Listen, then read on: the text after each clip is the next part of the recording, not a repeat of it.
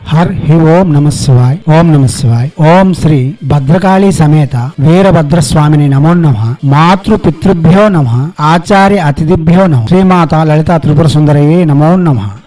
శివశక్తి స్వరూపులారా, మనం భైరవ ఉపాసన క్రమమును వరుస క్రమంలో చెప్తున్నాం. ఇప్పుడు మహాభైరవుని యొక్క మంత్రం చెప్పుకుందాం. మహాభైరవుడు అంటేనే కాలభైరవుడని లేక ముగ్గురు భైరవులు కలిసి ఉన్న ప్రతిరూపం అని చెప్పుకున్నాం. గాని ఇప్పుడు కాలభైరవుని యొక్క 68 స్వయంభూ లింగాలు మరియు 52 శక్తి పీఠముల యొక్క క్షేత్రపాలకుని యొక్క మంత్రములు చెప్తున్నాం. కాబట్టి ఈ మంత్రం కూడా కాలభైరవుని యొక్క మంత్రముగానే వర్ధిల్లుతుంది. ఈ మహాభైరవ మంత్రం చేయడం వలన ఐశ్వర్యము మరియు సకల వ్యసన నిరోధక శక్తి, సమాజంలో గౌరవం, శత్రు నిర్భేద్యమైన జీవనము మనకు లభించగలదు. దివ్యాత్మ స్వరూపులారా, ఎటువంటి సందేహములు లేకుండా ఈ మంత్రములు ప్రత్యక్షంగా జపం చేసి తగు ఫలితములు తప్పక పొందగలరు. అవగాహన పెంచుకునేందుకు ప్రసంగములను వినండి. ప్రసంగములు విని విధానాలు తెలుసుకొని ప్రత్యక్షంగా జపం చేసి మీరు మీ యొక్క సమస్యల నుండి అధిగమించడంతో పాటు 10 మందికి ఉదాహరణ స్వరూపంగా నిలువగలరని ఆశిస్తూ ఇప్పుడు మహాభైరవుని యొక్క మంత్రము ఓం శ్రీం మం మహాభైరవాయ నమః. మంత్రం మరోసారి ఓం శ్రీం మం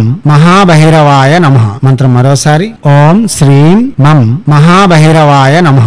దివ్యాత్మ స్వరూపులారా, ఏ మంత్రమైనా వాచక జపమే చేయాలి. మానసిక జపం పనికిరాదు. ముందు ప్రసంగాలను వినండి, ఓపికతో నేర్చుకోండి, తర్వాతే సాధనలు చేయండి. లేదా గురువులను సమీక్షించి గురువు యొక్క అధిపాగ్యంతో ఉంటూ చేయడం అన్నది చాలా విశేషమైన ఫలితములు ఇవ్వగలదు. దివ్యాత్మ స్వరూపులారా, చేయండి. చేసి తగ్గ ఫలితములను పొంది ఎనలేని ఆనందములతో మనస్కామ్య సంపూర్ణముతో ఆనందకరమైన భోగయుక్తమైన ఐశ్వర్యయుక్తమైన జీవితం కొనసాగించేందుకు కావలసిన నిర్మాణాలు మీ చేతులారా నిర్మించుకోవడంతో పాటు హైందవ సనాతన ధర్మ ఋషులు మనకు అందించిన విద్యలు వినియోగించుకోవడంలోను భారతీయ సంస్కృతి సాంప్రదాయాలు కాపాడడంలో ముందంజలో ఉండాలని కోరుతూ ఎప్పుడు మీ సేవలో రత్నశ్రీ హిందూ సేవ సమాజ్ ఆచార్య భీమసింగ్ రవికుమార్ ఆఫ్ నిఖిలానంద సాగర్ మహారాజ్.